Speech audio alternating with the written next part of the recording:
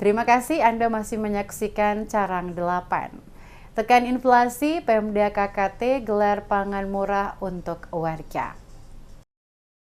Dalam upaya pengendalian laju inflasi, pemerintah Kabupaten Kepulauan Tanimbar melalui Dinas Pangan bekerja sama dengan Perum Bulog menggelar pangan murah untuk masyarakat di kota Samlaki yang dipusatkan di halaman kantor Dinas Ketahanan Selasa 27 Agustus. Penjabat Bupati KKT Alwiyah Fadlun Alaidrus mengatakan, operasi pangan murah untuk membantu masyarakat agar bisa mendapatkan kebutuhan pokok dengan harga yang lebih terjangkau.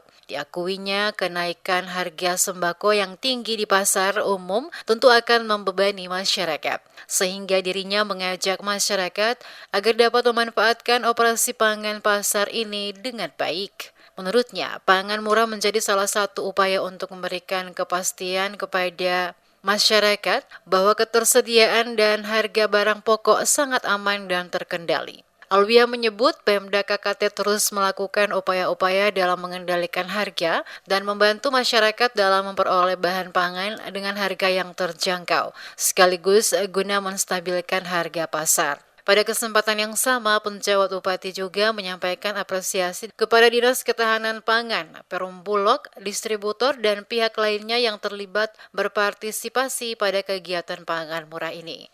Ia berharap pangan murah dapat menyentuh dan bermanfaat bagi semua golongan masyarakat, terutama yang kurang mampu. Kalau untuk di Somlaki, ini kan kita gerakan pangan murah memang dalam rangka menekan tingkat inflasi yang ada. Untuk saudara-saudara kita yang ada di kecamatan, saya harapkan dapat menyesuaikan dengan program ini, dan kalau sampai ke desa, saya harapkan untuk terkait dengan pangan lokal lebih dimaksimalkan lagi pemanfaatan pangan lokal yang ada di desa sampai dengan tingkat kecamatan.